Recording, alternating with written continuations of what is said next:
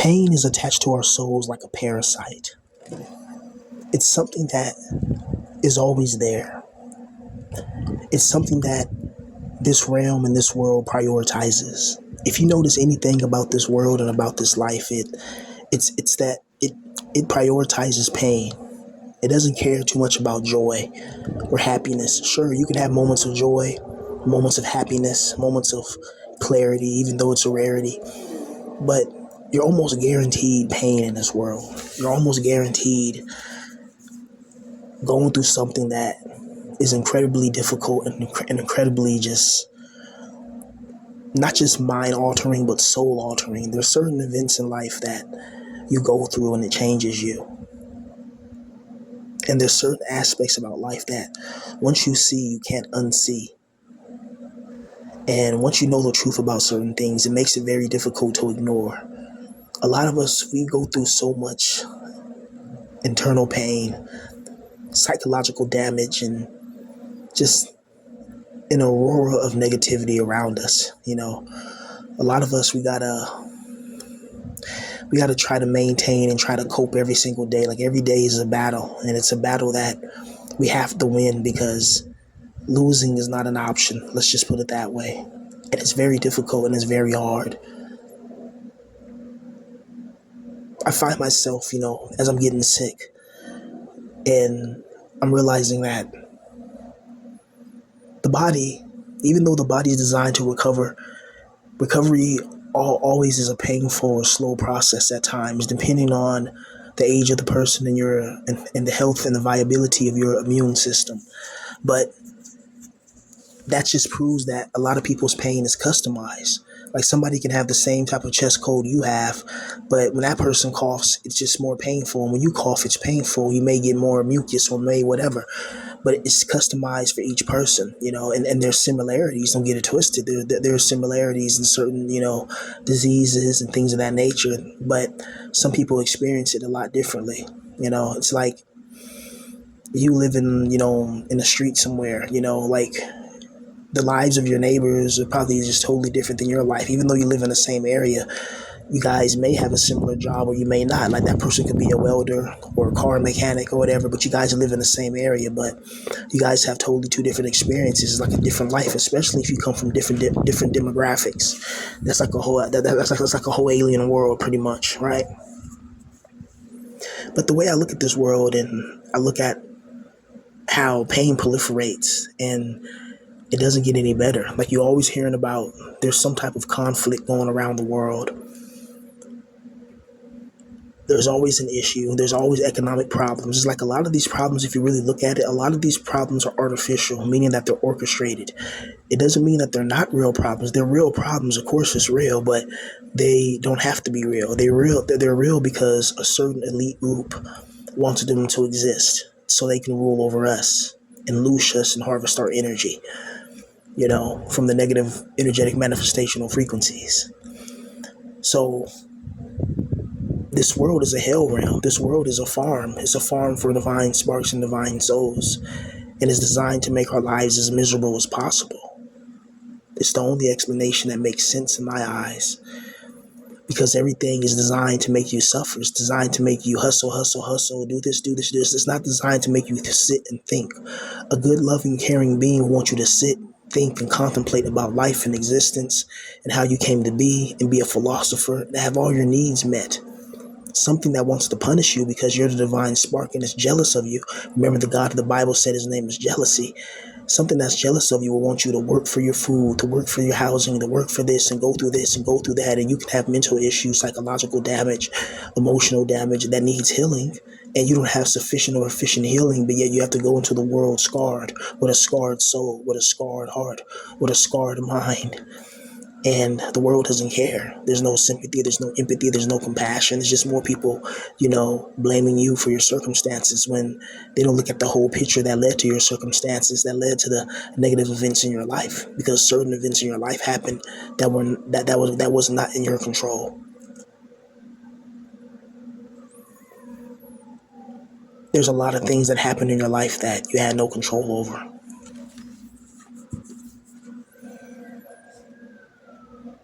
Like you have no control over your skin color configuration. You have no control over, what country you're born into. Like these are things that are extremely important, especially depending on the time and place.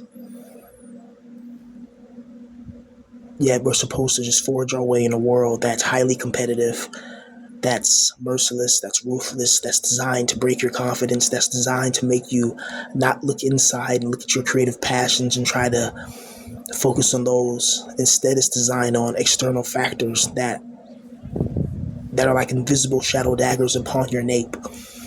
And if you mess up once, boom, you feel that cut. And if you keep messing up, you're going to get the guillotine, unfortunately. And that's going to be a brutal situation. So it's like this world is designed to, if you don't do this, then this is going to happen. If you don't do this, then that's going to happen. It's like it's designed to make you be on a type of hamster wheel. And it's designed to take away your energy because a lot of us, we don't have an infinite life to live.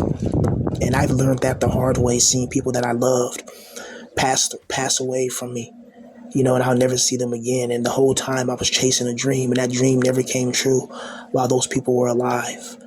And now they're gone, and my dream still hasn't come true. And it's a weird feeling, and it's psychologically damaging. It takes a strong mind to want to keep going on after surviving all that and going through the things I've been through. And I had many people tell me that. Because a lot of people at this point, it's too much to handle. But some people told me that it's going to make me a very interesting rapper to listen to once I get set up and get into a position where I can actually make music on a consistent and persistent and relentless basis.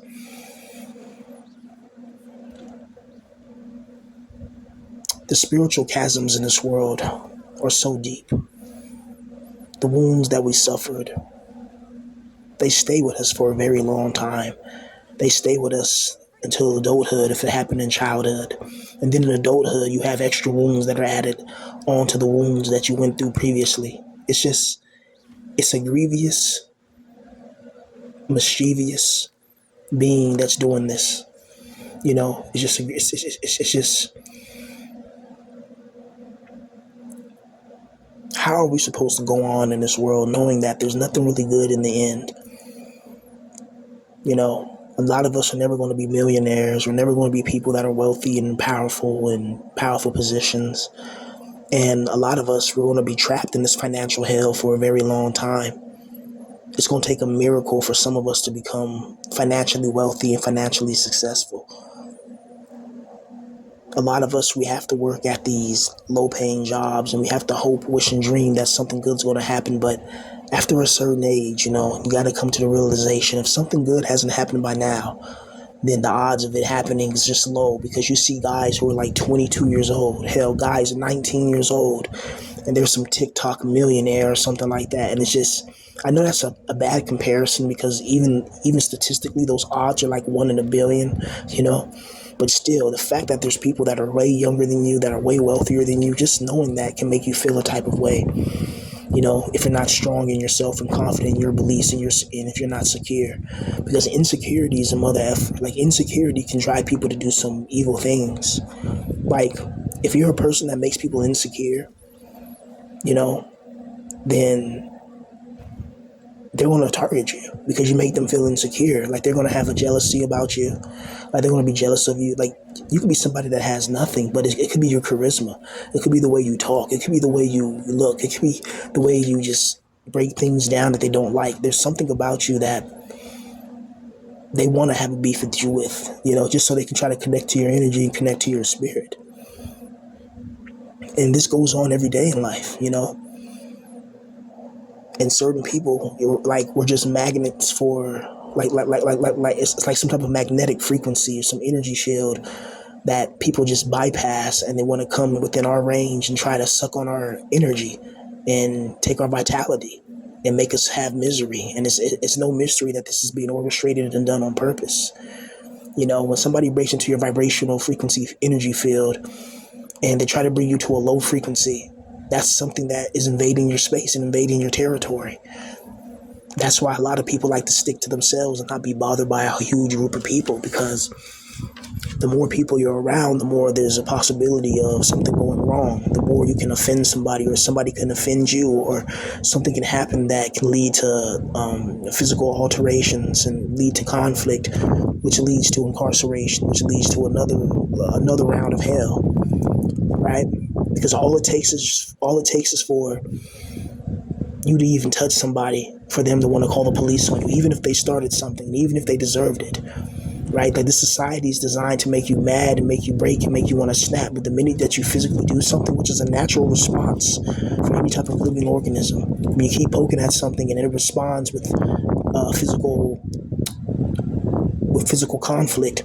That's what lions do. That's what tigers do. That's what every animal does, especially when you talk about chimpanzees and gorillas and monkeys and stuff like that. Like, every animal does that. Crocodiles do it, squirrels, birds. You can name any animal and they have conflict, which is resolved by alterations. And humanity through history always solved its conflicts through warfare. But nowadays, if somebody disrespects you or somebody does something, whatever, and you put your hands on them, then now you can face legal litigations and you can face being arrested or put into prison permanently. And it's like, wow. So it's like, the system is designed to lose you, but it doesn't want you fighting back. It's like the demiurge doesn't want to train people to fight back. That's one thing the demiurge is kind of scared of, is us actually fighting back. Actually knowing who's behind it, knowing who is pulling the strings, and actually taking a stand for our spiritual rights and our spiritual grievances that we have to suffer for every day, and this world is a spiritual battlefield, honestly, because a lot of our attacks, I feel like they come from another dimension. We're in this dimension, but it's like, the best way to put it is, imagine a goldfish. Imagine if we're all goldfish inside of an aquarium, and the person, who controls the aquarium, we can look outside and we can barely see. Okay, I think we're in a living room that's a TV, because we're all underwater. We can barely see. So there's something in the spirit world. There's something beyond there, but we can't quite make it out. And then the next thing you know, this being who put us in this aquarium puts a piranha in there with us, and a piranha starts devouring all of us and you know what I mean? It's like, who's at fault? Us, who are just goldfish inside the aquarium, or the person that put the piranha in there knowing exactly what a piranha is going to do? Now look at the God of this world. We have crocodiles, grizzly bears, Bigfoots, werewolves. We have all types of demons. We have jinn. We have evil spirits. We have all types of creatures and monsters of the night, giants, aliens, whatever you can think of and imagine, that you think that they told you and sold you on, that it's science fiction and it's not real. Yeah, of course. The things that you can't even imagine, that bump and go, that run through the night. A God put you in the world with evil creatures, evil beings, and evil humans running the planet as well, and these corporations which are orchestrated by demons from the shadows as well. What do you think secret societies are for? What do you think they're hiding? They're hiding that they're interacting with interdimensional beings from different planes of reality. That's what they're hiding. And that these beings are intelligent and can communicate and affect our dimension. And there's a bloodline that runs it. It's not no conspiracy theory. Just look how the world is. Look how anti-human everything is. A conflict goes on the other side of the world, the other side of the planet.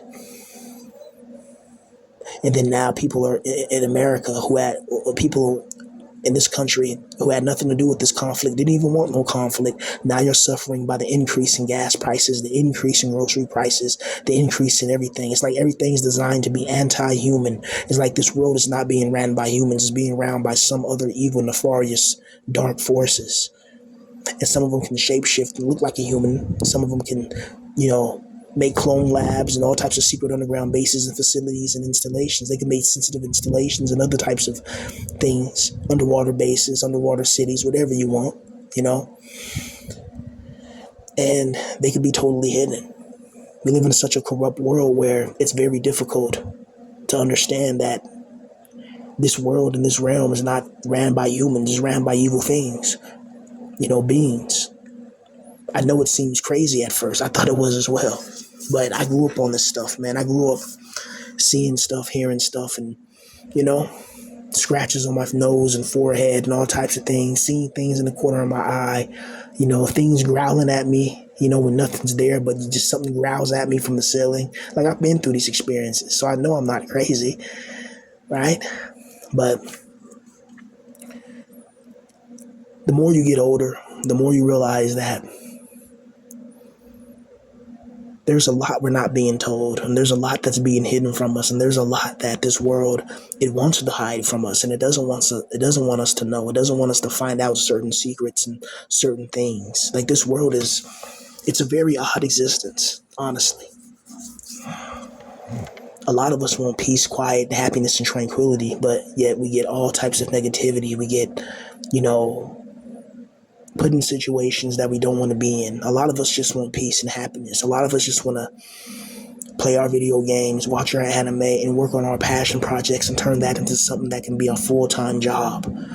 But in this world, it's not designed that way. It's designed to make you suffer. It's designed to make you go through extreme things to get things that you barely can hold on to. You can work your whole entire life, and then the year you retire, all of a sudden you have a heart condition, and then you can pass away within 3 months or 7 months, or maybe another year or two. And it's like you didn't even get to really enjoy your life. And it's like, why is that? Why is our most fruitful, productive years, when all of us should be creating and innovating, spent on working for these soulless corporations that can fire you any second that they wish?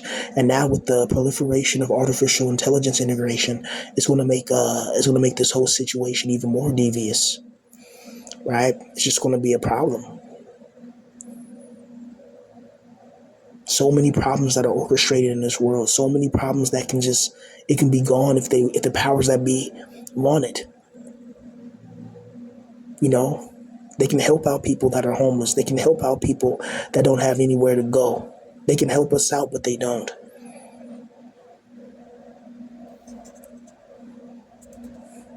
You can have prefabricated small homes in designated areas where poor people or homeless people can live at. And that way you can keep the streets clean and have like a modest little mini town. And you can put a McDonald's around there or something like that, where, that can be revenue for the companies or whatever. Like, they can help, they can build little small mini communities for people that don't have it, just, maybe due to mental issues or whatever, just, that's what I like about Japan, right? Like, Japan, how they treat their hikikomori and how they treat their NEETs, they have so much more respect now. Not everyone in Japan though, but like the people that do. Let's get that very clear and very understood, because everybody looks at NEETs with a negative eye. Let's get that understood. But the NEET support, when it comes to to Japan, is a lot better than any other country that I've seen, because they actually support their needs. Like, they'll help you find a job where it's like very minimum human interaction, but it's still you're working and getting money for yourself, right? They'll help you like if you need help with school or whatever, they'll help you with that. If you need, like, let's say, even with talking, if you need help talking or whatever, they'll slowly give you help with that. Writing, whatever you need, they don't even care about your age, and they'll help you, and they don't try to shame you. But like in American society, if you're somebody that after a certain age, you don't have your own house, you're not married, you don't have children, you still live at your parents or something like that, you're looked out, it's frowned upon. Like, people call you a loser, or they call you a failure, and they don't try to help you. They just try to kick you down they try to kick you when you're down, when you're on the ground already, and they show you no mercy. It's merciless. It's brutal. It's like, how can somebody do that to another human being that hasn't done anything wrong to them? That just proves that you're an evil person, point blank, period. You can't skip around it, dance around it. Actions speak louder than words. If somebody's only spoken words toward you, but you chose to do actions, that speaks louder than anything. And in this world where everybody prays to a God and nothing happens, what does that tell you? That the God of this world is the demiurge from Gnosticism, that feeds off of our negative suffering. This being literally feeds off of our negative energetic manifestational frequency. It feeds off of us. This is why it creates negative situations that we always find ourselves in. It's no coincidence that some of these events in our lives are customized. You think it's random, but it's not random at all. It's done on purpose. It's done to make you feel a certain energy and vibrate on a certain frequency so you can be controlled and manipulated. Remember, deception is a powerful weapon. And deception is like one of the first rules of war. It's like deception, deceiving your enemy. And the demiurge is an excellent deceiver. An excellent deceiver. He got the whole world to believe he's good when his actions have shown that he's evil all along. Crazy.